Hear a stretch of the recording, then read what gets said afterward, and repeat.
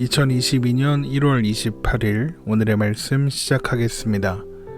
오늘 나눌 말씀은 레위기 23장 9절에서 14절 말씀입니다. 여호와께서 모세에게 말씀하여 이르시되 이스라엘 자손에게 말하여 이르라.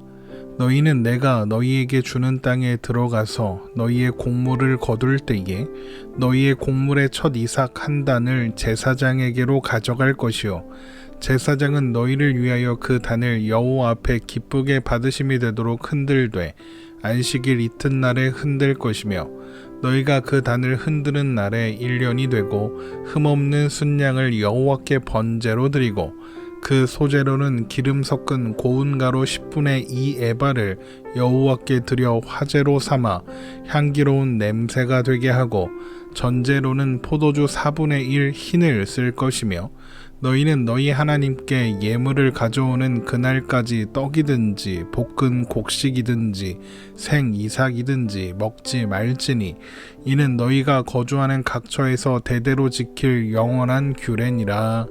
아멘. 레위기 23장의 말씀을 계속해서 살펴보겠습니다. 레위기 23장은 절기에 관한 규례를 기록하고 있고 절기들은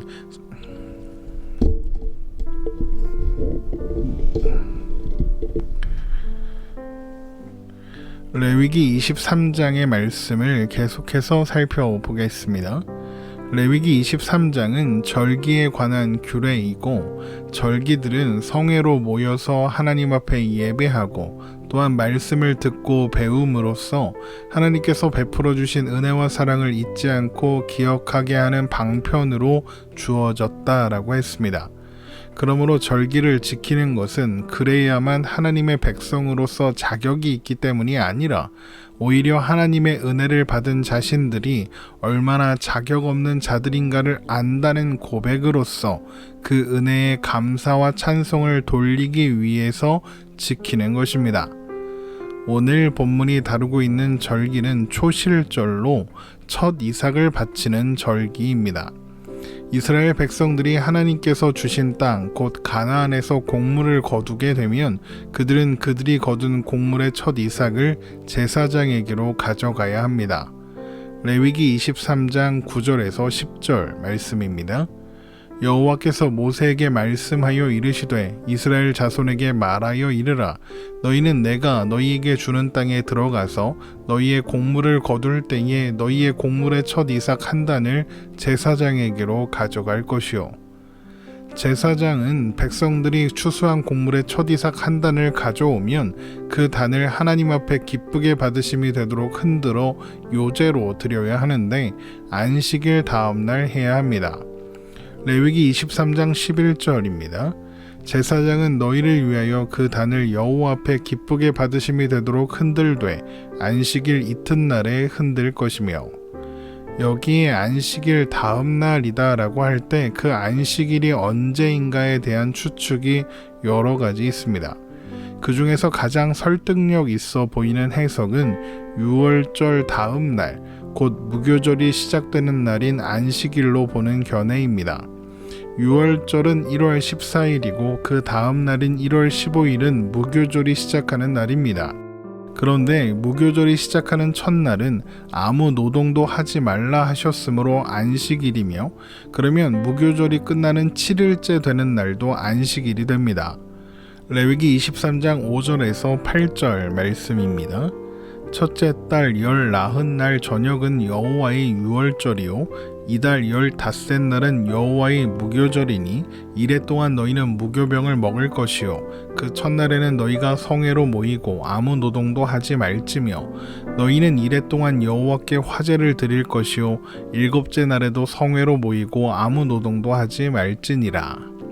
그렇다면 초실절은 바로 무교절이 시작하는 안식일 다음 날로 1월 16일에 해당하겠습니다. 초실절에 첫 곡식단을 흔들어 요제로 드린 후에는 1년 된 흠없는 순양을 번제로 드리고 기름 섞은 고운 가루 10분의 2 에바를 소제로 드리며 포도주 4분의 1을 흰을 전제로 드리게 됩니다. 레위기 23장 12절에서 13절입니다. 너희가 그 단을 흔드는 날에 1년 되고 흠없는 순양을 여호와께 번제로 드리고 그 소재로는 기름 섞은 고운 가루 10분의 2 에바를 여호와께 드려 화제로 삼아 향기로운 냄새가 되게 하고 전제로는 포도주 4분의 1 흰을 쓸 것이며 전제란 포도주를 번제단 위에 부어서 드리는 제사입니다. 그런데 이스라엘 백성들은 첫 이삭을 드리기 전에는 처음 수확한 곡식 중에서 아무것도 먹어서는 안 됩니다. 레위기 23장 14절입니다. 너희는 너희 하나님께 예물을 가져오는 그날까지 떡이든지 볶은 곡식이든지 생 이삭이든지 먹지 말지니 이는 너희가 거주하는 각처에서 대대로 지킬 영원한 규례니라. 하나님께 드리기 전에 처음 수확한 곡식을 먹지 말라고 하시는 것은 가나안 땅에서 거둔 곡식은 모두 하나님의 은혜의 결과이기 때문입니다. 신명기 11장 9절에서 15절 말씀을 보겠습니다. 또 여호와께서 너희 조상들에게 맹세하여 그들과 그들의 후손에게 주리라고 하신 땅 곧 젖과 꿀이 흐르는 땅에서 너희의 날이 장구하리라. 내가 들어가 차지하려 하는 땅은 내가 나온 애굽 땅과 같지 아니하니 거기에서는 너희가 파종한 후에 발로 물대기를 채소밭에 댐과 같이 하였거니와 너희가 건너가서 차지할 땅은 산과 골짜기가 있어서 하늘에서 내리는 비를 흡수하는 땅이요 내 하나님 여호와께서 돌보아 주시는 땅이라.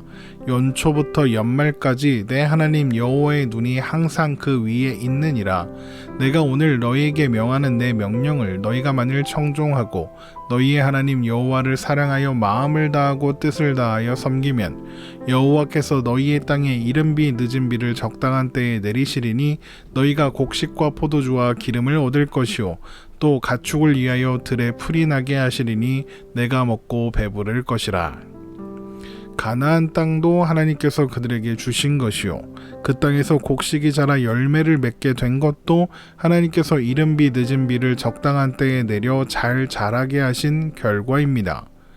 그러므로 이스라엘 백성들은 초실절을 지킴으로써 하나님께서 자신들을 젖과 꿀이 흐르는 땅으로 인도하시고 또한 그곳에서 이 모든 것을 누리며 살게 하신 것을 감사하고 기뻐하며 즐거워하게 되는 것입니다.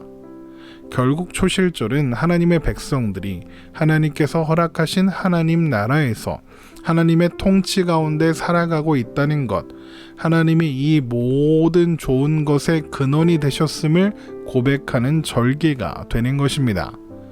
또한 그렇기 때문에 초실절은 오늘을 살아가는 우리들에게 중요한 의미가 됩니다. 우리들은 예수 그리스도로 말미암아 하나님의 백성이 되어 하나님께서 허락하신 하나님 나라에서 하나님의 통치 가운데 살아가는 존재이기 때문입니다.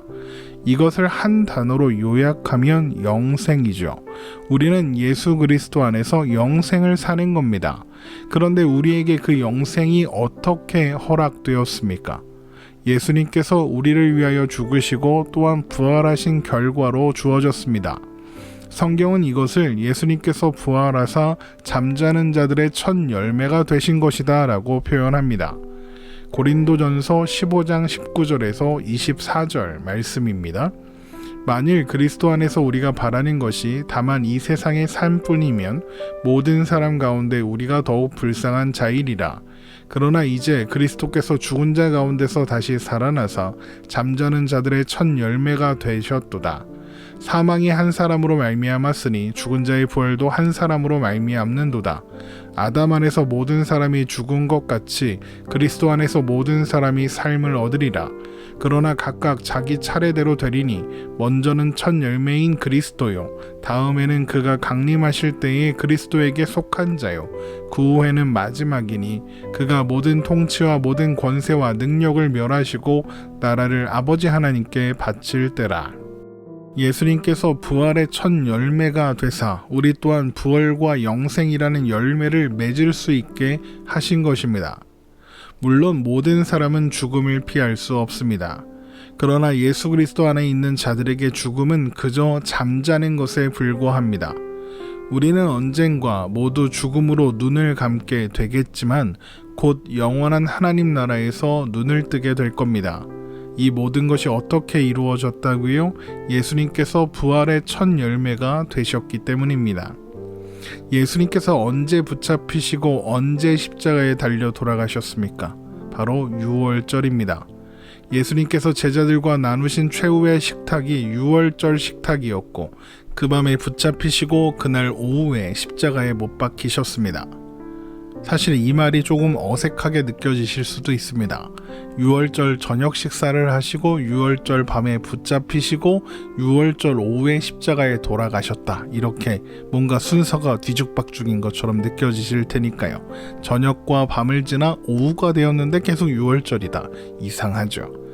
이런 어색함이 생기는 것은 우리가 하루를 계산하는 방식과 유대인들이 하루를 계산하는 방식의 차이 때문입니다. 우리는 아침부터 하루가 시작되었다고 계산하지만 유대인들은 저녁부터 하루가 시작된다고 계산합니다. 그러니까 유월절은 우리의 날로 계산하면 목요일 저녁부터 금요일 오후까지가 되는 겁니다. 어쨌든 예수님은 유월절에 십자가에 죽으셨습니다. 그리고 안식 후 첫날 부활하셨죠. 그런데 그 안식 후 첫날이 무슨 날입니까? 초실절입니다. 그래서 오늘을 사는 우리들에게 초실절이 중요한 의미가 있다고 했던 것입니다. 예수님께서 부활의 첫 열매가 되사 우리 또한 부활 생명을 누리며 영생을 살게 되었음을 확증해 주셨기 때문입니다. 그렇게 예수 그리스도로 말미암아 허락된 영생으로 말미암아 우리는 하나님의 백성이 되었고 하나님께서 허락하신 하나님 나라에서 하나님의 통치 가운데 살아가는 존재가 되었습니다. 그래서 우리는 부활의 첫 열매가 되신 예수님의 사역을 기억하고 기념하기 위해서 초실절이 아니라 부활절을 지키고 있는 것이죠.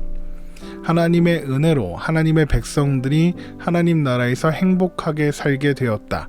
이것이 초실절에 담긴 의미이고 그 일이 우리에게 예수 그리스도의 부활로 말미암아 이루어졌다는 것, 이것이 초실절이 예표하고 있는 내용인 것입니다.